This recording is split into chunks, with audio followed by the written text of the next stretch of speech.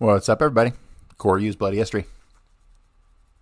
So we took a little detour from Mexico City to run through the church committee's analysis of the ZR rifle files, and I'm going to give you my final determination on ZR rifle, and I'm going to say, with the exception of Jean-Pierre Lafitte, QJ Win, there was no connection to ZR rifle. ZR rifle seems to have been a half-concocted, half-assed, put into practice kind of mechanism for executive action. But when you look at the individual plots, none of the individual plots really adhered to ZR rifle, did they? You know, didn't really involve Harvey except for Cuba. And I will dispute Cuba with people all day long.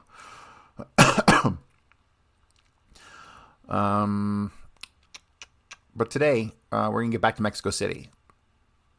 Mexico City is important because it shows the complicity of every single goddamn person at the Mexico City station. Every single testimony we've had so far is somebody shirking responsibility. And today we're going to cover the testimony of Robert T. Shaw, who, if I'm not mistaken, let's see, before we get into that, I'm sure he'll clarify, but I believe he was the head of Soviet division working out of Mexico City. So, but we shall see. The interview again by CIA stooge Mr. Goldsmith. Mr. Goldsmith says, "Would you state your name and address for the record?" Robert T. Shaw, 3715 Acosta Road, Fairfax, Virginia, 22031. What's your present occupation, Mr. Shaw? I am undercover with the State Department, but my actual occupation is Inspector, Office of the Inspector General, Central Intelligence Agency. That's an interesting answer. This is my own analysis of this. This is a very interesting answer because I don't understand how to interpret it. I'm undercover with the Department of State, but my actual occupation is Inspector, Office of the Inspector General, Central Intelligence Agency. So he's a CIA agent, lifelong CIA agent, as we'll see going back to 48.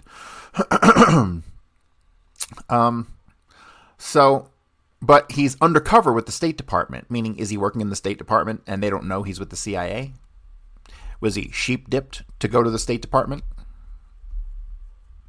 That's probably what it was. He was probably sheep-dipped. They sheep-dip their own people a lot.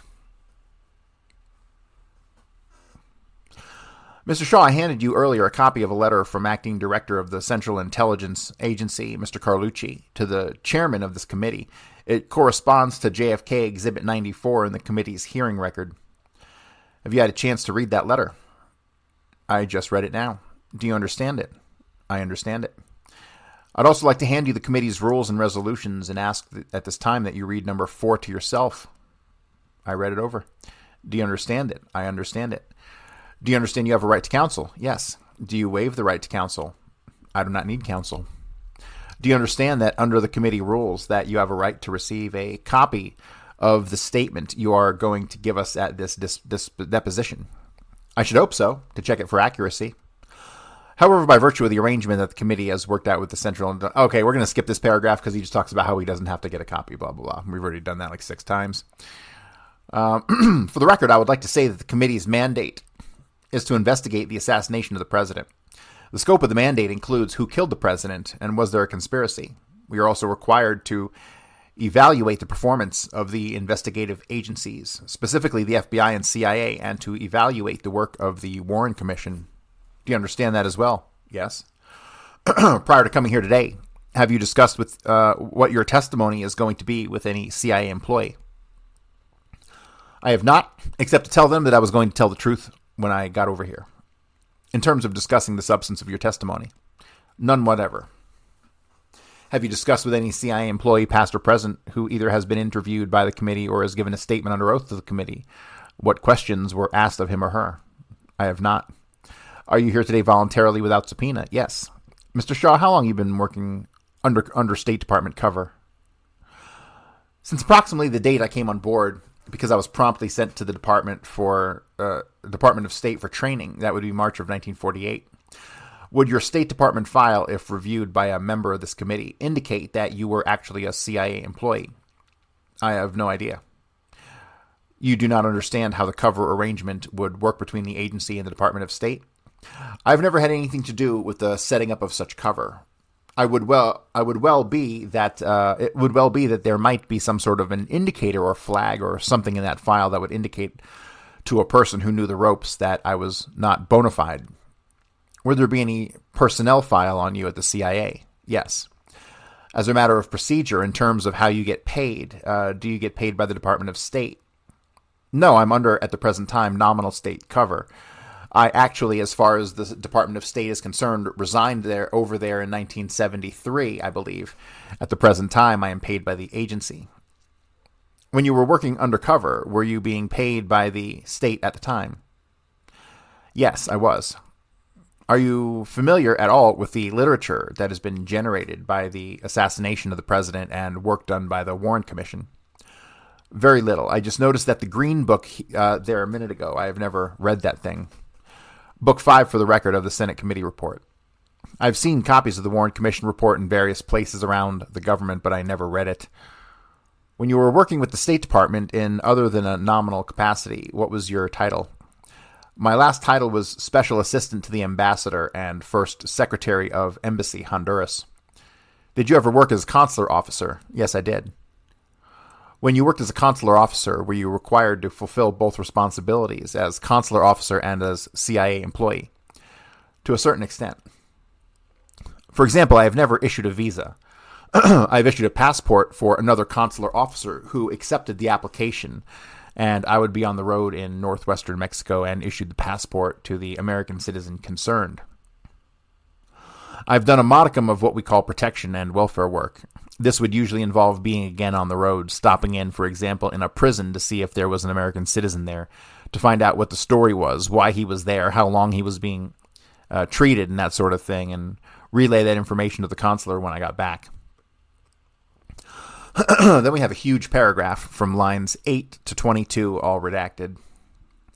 I think that has to do basically with permissiveness or lack thereof of the operational environment that you're in. In Mexico, it was not necessary to spend much time, at least not for me, on cover duties. How long have you been working for the Office of Inspector General?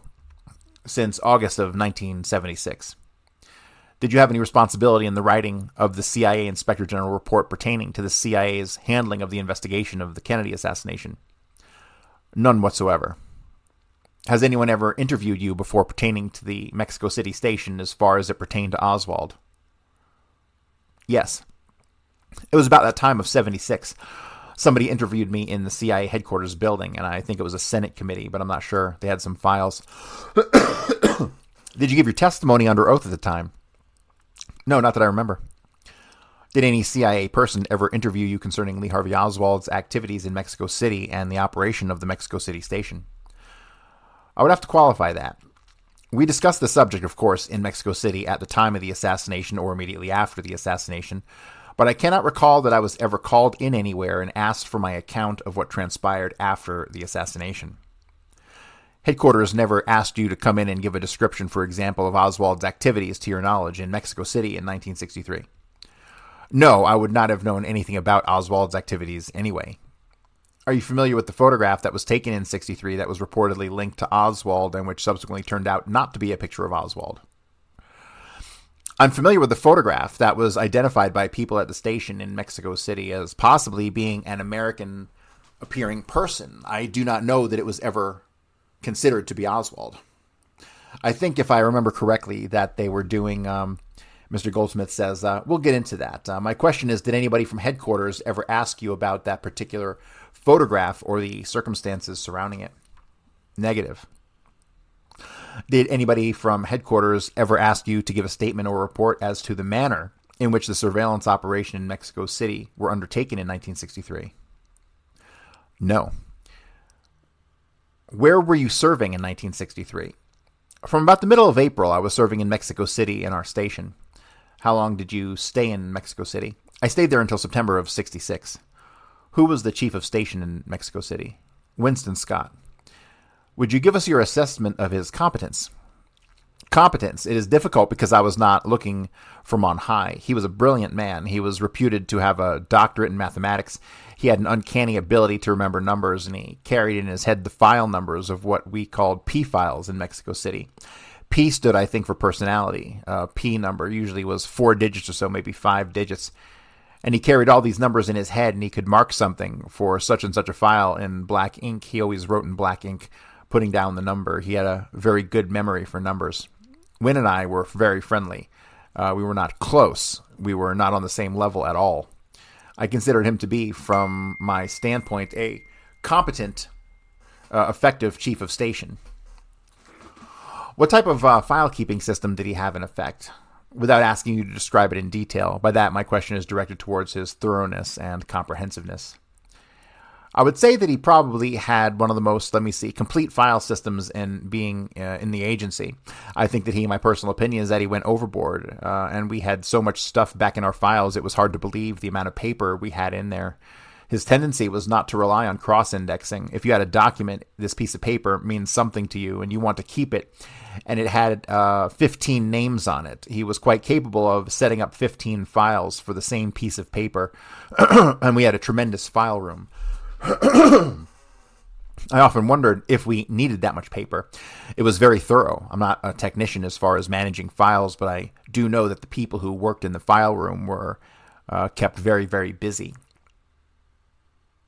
Who were Mr. Scott's chief deputies? Let me rephrase the question. Upon which individuals did he tend to rely the most? He had one deputy who was Alan White. As far as reliance on other people, I would say he relied heavily on Ann Goodpasture. Not in any way in command function, but as a Girl Friday. I think that's a Dragnet reference, in case you didn't know. He also seemed to think rather highly of a former one-time FBI agent named George Monroe. What about David Phillips? Yes, Dave Phillips ran the what we call the CA side of the shop, covert action, mostly propaganda. I came to Mexico City with the understanding that I was going to head up the Cuban shop. Very soon after I arrived there, Dave Phillips was tapped. It was while we were still in the old embassy building. He was tapped and named the new Cuban office chief. Did that happen in October of '63?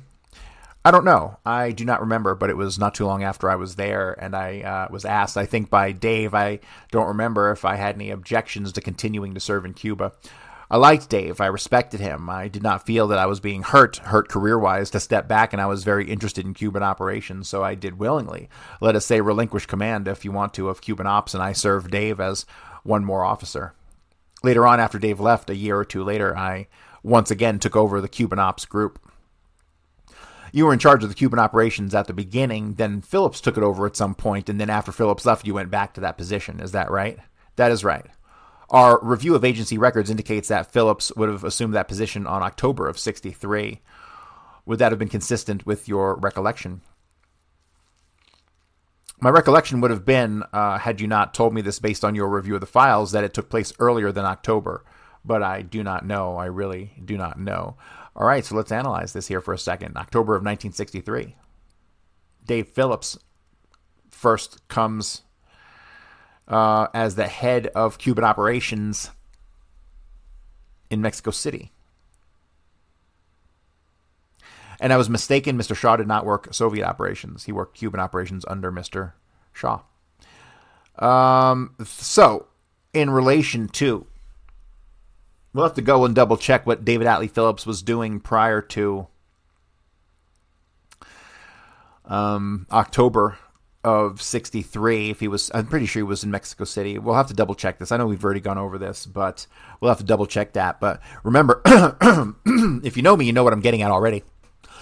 The timeline is of Kerry Thornley going to Mexico City in May and then back in September. September is before October. He would have left Mexico City October 3rd. So there's only a very brief overlap of David Atlee Phillips being the head of the operations of Cuban operations in Mexico City and Kerry Thornley's trip down there. Unless Mr. Shaw is correct and it was prior to October, because then he could have met with Kerry Thornley in early September on his way back to New Orleans, and then again when he went to Mexico City as Oswald September the 27th.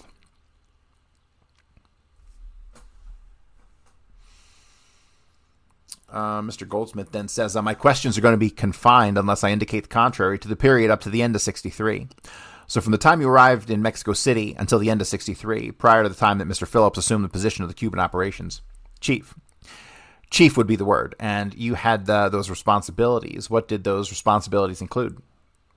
Since it was not ratified to me upon my arrival that I was indeed chief of Cuban ops, I simply considered myself to be one more case officer working against the Cuban target. Our basic interest was in effecting penetrations of the Cuban government. What we wanted most of all were effective penetrations of the Cuban embassy, the Cuban intelligence service, and some possible line into their communications setup. In 1963, did you manage to place any penetration agents in the Cuban embassy or consulate? Did I? Or did the station? There were two. I did not place either one, and I think they both predated 1963. Were those two penetration agents within the Cuban consulate or embassy at the time of the president's assassination? Yes. One was in the consulate. L.I. Tamil 7. That's the cryptonym. L-I-T-A-M-I-L 7. And the other one was in the embassy. L.I. Tamil 9. What information did these people give you after the assassination pertaining to possible involvement of the Cuban government? I did not handle L.I. Tamil 7 and L.I. Tamil 9. I did handle, and then he gets cut off. Who handles L.I. Tamil 7? I think it was Ray Swider, but I'm not sure. These people have like the fucking worst memories in the world, don't they? I did not meet L.I. Tamil 7 until Ray Swider left the country. You nevertheless had access to the information that this individual gave to Swider. I would normally have seen copies of contact reports, which were reports that we wrote. Any of us who were case officers wrote after the station meetings, and it would have been normal for me, for example, to see any information of consequence that L.I. Tamil 7 produced, just like it would have been normal for any other case officer in the Cuban section to see my contact reports on meetings with L.I. Tamil 9.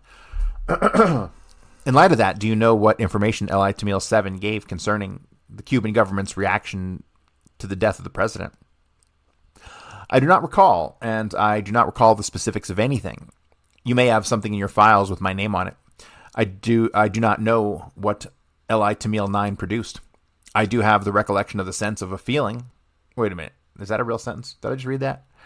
I do have the recollection of the sense of feeling on the part of those people that there was no exultation or jubilation or happiness whatsoever inside the Cuban embassy at the assassination of President Kennedy. Did the penetration agents ever indicate that Oswald had been to the embassy and had stated that he was going to attempt to kill the president? No, not that I know of. Did any of those agents ever indicate that Oswald had any contact with the agency, with the embassy rather? I would imagine that L.I. Tamil 7 probably did. I do not recall. But since she was in the consulate, and since it was my understanding that Oswald's contact with the consular field rather than with the embassy field, I should imagine, given the discussions that undoubtedly took place in the Cuban embassy after this assassination, and that she probably spoke about it. I do not know. What was the name of L.I. Tamil 7? I'd rather not give names. Then they discuss it off the record. Mr. Shaw, in light of your response, I'm certainly aware of the sensitivity of this issue and your concern for sources and methods. I would also like to make 2 points. One is that under the letter, you are free of your secrecy obligation. At the same time, I am not about to rely upon that letter to compel an answer out of you because you are here voluntarily today to help us. And as I said, because I understand your concern for a sensitive source in this case, I'm not going to ask you to state for the record the name of either of these individuals. Oh, something tells me it might have been Sylvia Duran. May I say something at this point? Yes. It is my understanding that both of these people are, if they are still alive, are living in Mexico, and I do not want to be in a position of revealing a name which could harm either of those people. I notice here that it says, and he goes, are you referring now to the letter from Mr. Carlucci? Yes. Quote, to provide the affected person the opportunity to receive guidance from me or my designees on the applicability of this authorization, particularly to questions which are asked. I would like to get Frank Carlucci to tell me that I would reveal 2 names of agents if it is necessary, or you can find out from the file probably who they are. Mr. Shaw, I understand your position. I want to make sure you understand mine. I'm in no way forcing you to reveal a name Once you had demonstrated a reluctance to, then as far as I was concerned, then the matter was terminated. No problem. I will say that we will pursue this by contacting the appropriate people in the agency. I think if you requested the agency for those two names, it would probably produce them. I wouldn't want to be the guy to say it. I understand your position perfectly. I hope you understand mine. I do. I would not want you to go back to the agency and say that the staff of this committee attempted to compel an answer out of you. I will not say any such thing. Would you spell the cryptonyms of these penetration agents? One of them was Li Tamil 7, Litamil 7. The other was Li Tamil 9. Are these two agents still active? Neither one is active. I'm quite sure neither one is active. For purposes of clarification, Li Tamil 7 was that agent working out of the consulate. That agent was an employee of the consular section of the Cuban embassy in Mexico City. Li Tamil 9 was an officer of the embassy. Mr. Shaw, on the question of the identity of these two agents, when you go back to the agency, could you raise the question with the appropriate individual, appropriate supervisor, and we'll do the same, see if we can get together on that. I don't see any reason for us to get together. You can get it from them, I'm sure. It is just that I have a rather strong feeling about protecting anybody who has cooperated with us. It is not I consider you to not have the right to that information if you feel that you need it. It is just that I cannot bring myself to reveal the true name of an agent unless I'm required to do so. I understand that concern. I certainly respect it. I have been informed by my researcher, Dan Hardway, that the agency is in the process of looking into this issue. Okay. At this time, I'd like to get into the area of telephone taps that were in operation in 63 against the Cuban embassy and consulate. My first question is, what responsibility, if any, did you have with regard to the telephone tap operation? No responsibility. I saw the product, usually, Mr. Goldsmith, then says, who was the individual who was in charge of the tap?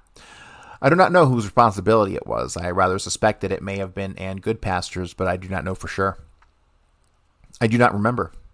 There were two telephone operations, two tap operations. One of them was unilateral, and one of them was joint with the Mexican government. Which one was the unilateral one? By that I mean, which phones were covered by the unilateral one? There was a mix. I cannot recall which were there. It may well have been that that we were tapping some Cuban embassy phones unilaterally, and some of them were being tapped jointly. I know that there was coverage on the joint tap operation, which I believe was called LI Envoy. I am not sure. That's correct. You indicated that Ann Goodpaster may have been responsible for the telephone tap operation against the Cuban operation. What basis do you have for this? Responsible in the sense of picking up the task. I'm not sure of that because I know that she did some kind of work. I'm not sure who did. We used to get copies of the transcripts, I remember. I'm sure I saw some of the Cuban stuff on joint taps. And then, of course, taps that were run by the Mexican government. Did you review the transcripts that came in as a matter of regular routine? Yes. Did you read all of them? No. Which ones would you read? I would be interested primarily in the Cuban ones and what they called the resuma. It was sort of a Spanish word for resume. The resuma was a distillation, if you will, of the digest of the joint tap that was prepared, which may be 2 pages, and you may have a gist of what might be a whole bunch of pages of tap. Normally, you read transcripts of conversations that took place on telephones of the Cuban embassy. Is that correct? Normally, I read some of that stuff. I do not remember what I saw at all or not, because quite a bit of it was processed by other people. I do not know who they were, people on the outside, I suppose, and I read summaries of what appeared on these things, but I also remember at times seeing the verbatim man outside says so-and-so, person inside, woman inside said such and such. Sometimes you would get summary transcriptions of the summary conversations or English, and sometimes you would get verbatim translations. Is that correct? Yes, I would see them. I would not get them. They would go past me. I would see them. Was it more likely that what you would see in verbatim form conversations that took place, for example, in Russian, had to be translated before you received them? I certainly would not see any conversations in Russian because the Cuban embassy did not have any Russian conversations. I cannot really answer that question. I'm not really sure if I fully understand it. I do remember seeing a variety of what we call take from the various tap operations. This take sometimes was produced into English. The stuff that appeared in the resuma was in Spanish. Sometimes the conversations were typed out in Spanish and translated into English. I prefer them in Spanish because I am at home in Spanish. How many people reviewed the take from the surveillance operation of the Cuban embassy and consular telephones? I have no idea. I assume there were quite a few. The stuff was widely passed around. As a matter of routine, how many people would review them? I have no idea. How many people were in Cuban operations? I would guess 5 or 6. Who were they? Dave Phillips. We're talking now about period 1963. That's right. Dave Phillips, myself, Ray Swider. I'm trying to think of the girl's name. Guys, let's see if we can't pull everything on Ray Swider, S-W-I-D-E-R, including any testimonies. We had various secretaries in there. I do not know who was the secretary in 63. Redacted, I'm not sure she was there at that time. Of course, Alan White would see it. Wynne Scott would see it. They would not review every transcript or summary that came in, would they? Alan White or Wynne Scott. I imagine Wynne Scott. I don't know about Alan White. Wynne was pretty much, he tended to review almost all the paper that came in and out of the station. Are you saying that there was no routine procedure established for who was to review the take from the Cuban telephone surveillance operation? I'm saying that when I got there, the case officers in Cuban ops saw this stuff that was routed around through the station and that persisted during the time that I was there. I'm not sure that the answer, how that was routed, I'm not sure. Did you customarily see every conversation that came in? I doubt it. We would have seen the conversation and then decided it was not important enough to merit your attention. I do not know. Who brought in the take from these operations to the station? I don't know that either, but it was my understanding that non-official cover people on the outside picked up the tapes. Don't consider this gospel, but this is my understanding.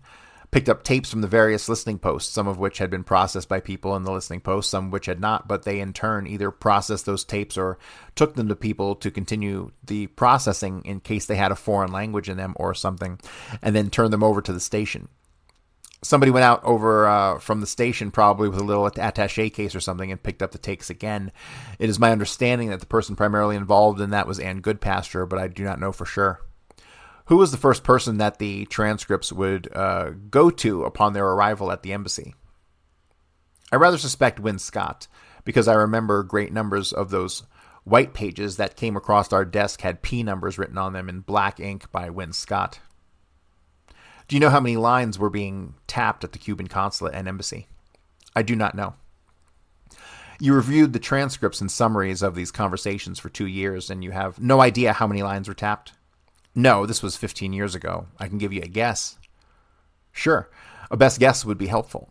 I would guess 3 or 4 lines. The primary interest was in the Soviets. You had far more coverage. That is just a guess. Understood. I would guess offhand the 2 lines in the embassy and 1 line in the consulate. Do you know if the Cuban consul's telephone was tapped? The consulate line was tapped. It would have been his. Probably it would have been his, but they may have had a direct line in there. I do not know. How would a telephone tap actually work? I'm talking now about the actual mechanics of the tap. I do not know. I never had anything to do with them. I know they used to take some of their taps at what they call junction boxes.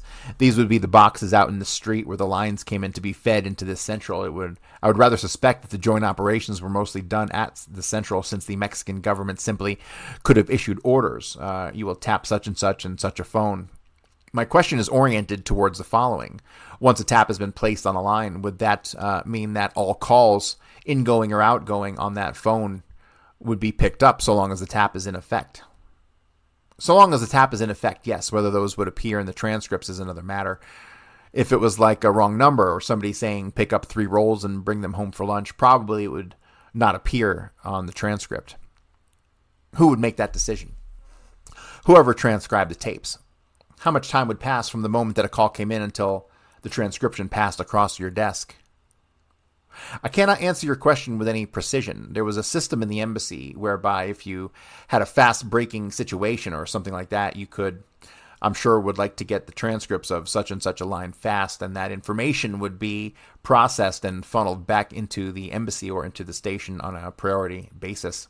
I would guess offhand that it ran, again, this is a guess, 5 or 6, 7 days. What about the high priority cases? Sometimes you can get that pretty fast, within a day. Yes, we would have somebody looking for a certain call, and I do not recall ever doing that, but it was my understanding that if you expected some situation that you could have you could levy a requirement, for example. Let me give you for instance, here,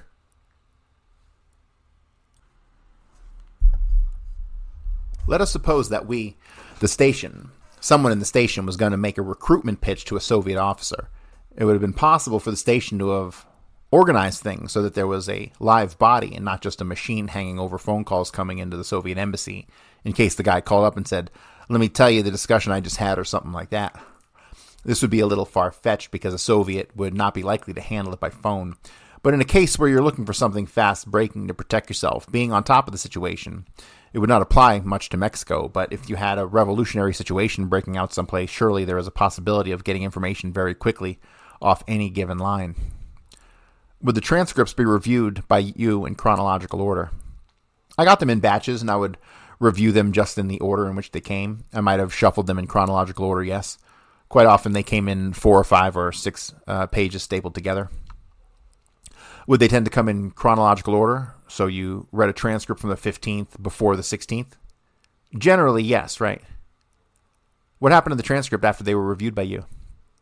They were usually routed. They had a routing sheet on it, and they would go on to somewhere else.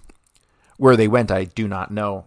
Sometimes we would mark them for files. Of course, if there were a transcript in there that had specific information on somebody that we were interested in, we would mark a copy for the files, and it would go into that person's either their P file, which was their personnel file, or into any operational self file that we would make, building up background information on a person, the little things like whether an officer's wife was unhappy with the maid, or living conditions, or the cost of what you have at the drugstore. These little bits and pieces were built up, and those came from transcripts.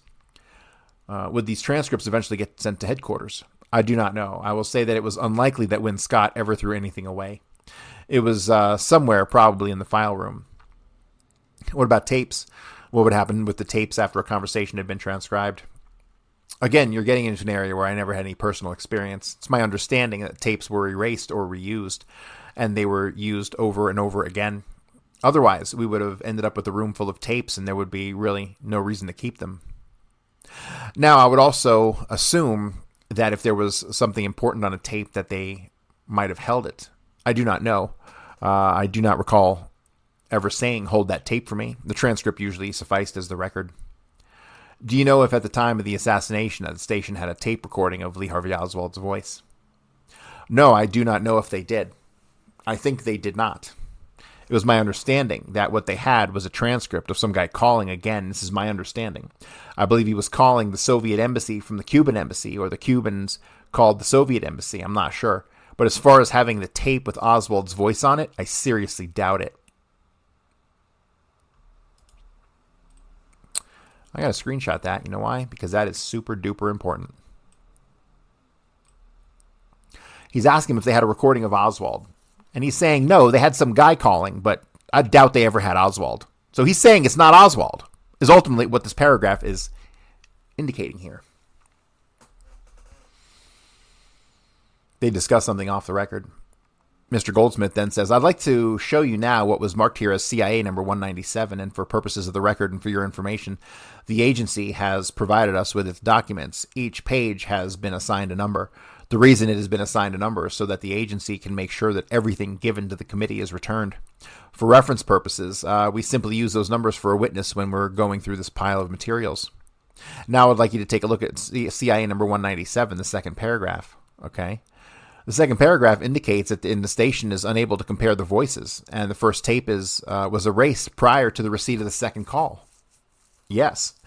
Does that suggest to you at least one tape was still in existence on November 23rd, the date that this cable was sent? Otherwise, the second paragraph would have said the tapes had been erased routinely, whatever. It could indicate that. It does not definitely state that. That is an interpretation, certainly.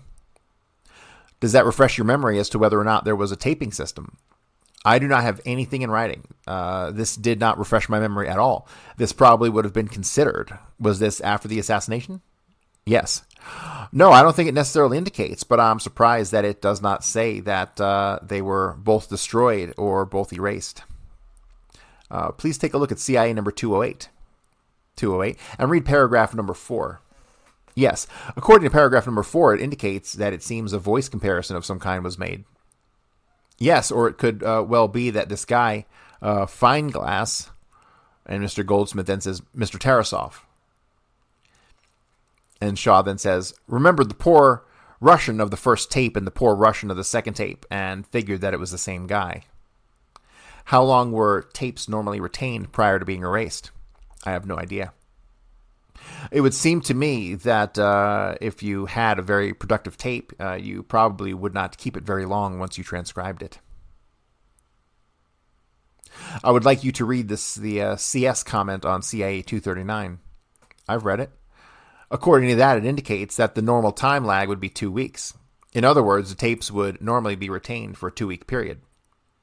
That is what it seems to say, yes. Is that consistent with your memory now at the time? No, I do not have any idea. I was not involved in any tape pickups or tape erasures. The Oswald telephone calls, as we will see later on, came in within approximately 4 days of each other. If, as CIA 239 indicates, tapes were normally retained for 2 weeks prior to being routinely erased, does that suggest that to you that the Oswald tape was, for some reason, treated in an unusual manner? Because either the first call came in, let's say September 27th. By the time the second call came in, the first tape had already been erased. No, it does not suggest to me that. What is this number here? Because this message came out on 9th of December, 63. What it suggests to me is that subsequent to the assassination is that the station was to hold tapes for a minimum of 2 weeks.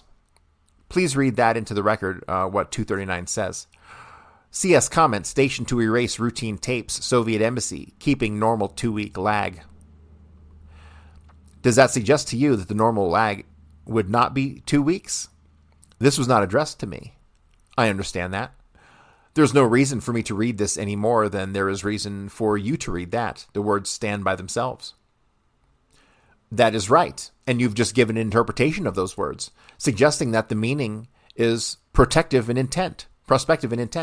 In other words, after December 9th, 63, the time lag for retention of tapes prior to erasure would be 2 weeks.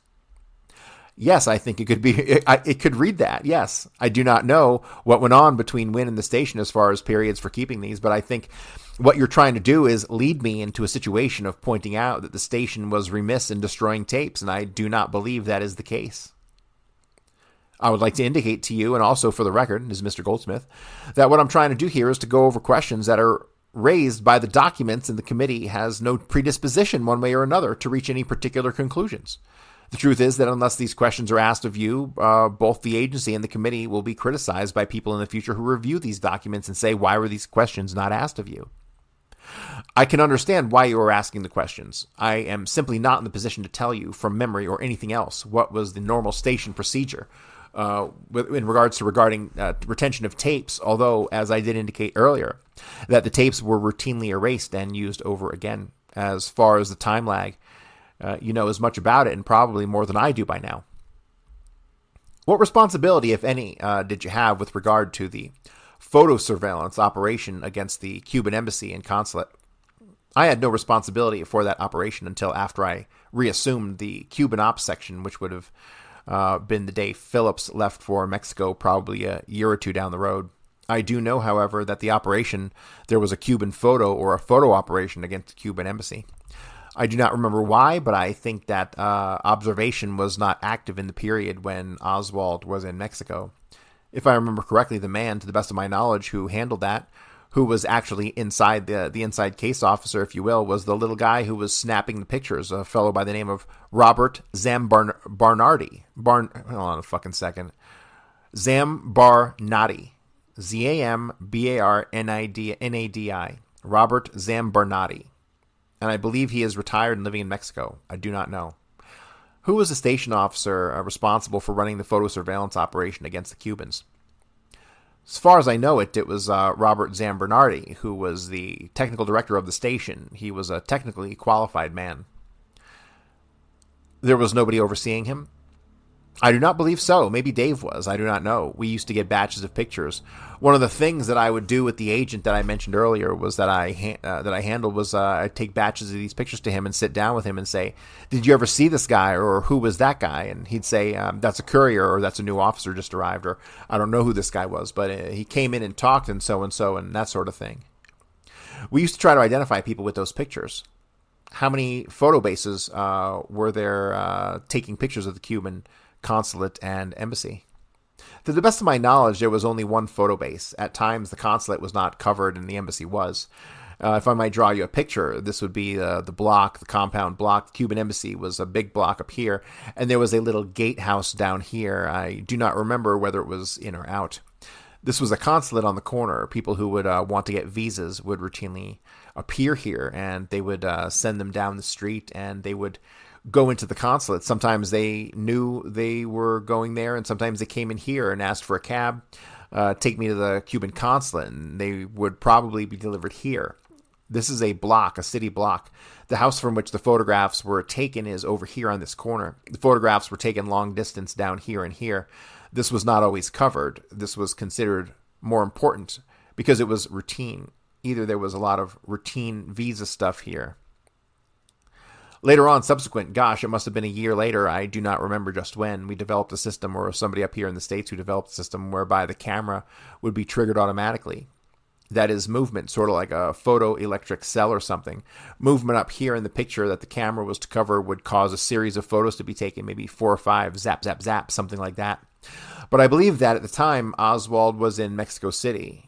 Not only was this down for some reason and not functioning, but I believe had it been functioning, that it would have been individual picture snapping. I do not think that automatic equipment was in Mexico at that time. I could be wrong. I'm not going to be able to introduce this diagram into the record, so I'm just going to describe it best as I can. You indicate that on one block, on one corner of that block, was a consulate building for the Cubans. The other side of the block was the embassy building. Across the street was the photo base. This was all wall. This was a compound. Excuse me if I may interject. There was another building back here that had a theater downstairs and had office upstairs.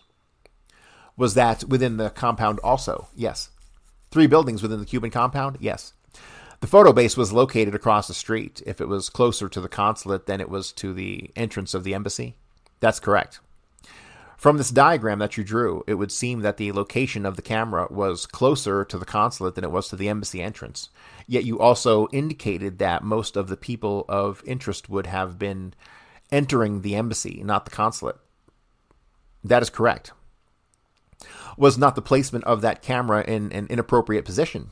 I imagine the camera was placed wherever we could get it. Getting real straight across from one of those embassies was very difficult. I know we had our Druthers. We would have placed that camera closer up there towards the Soviet embassy and had a similar sort of situation. Camera over here and a camera over down here. I believe the closer the better, yes. And we're about halfway through this document, so I'm going to call it for here today, and we'll pick it up here tomorrow. Thanks, guys.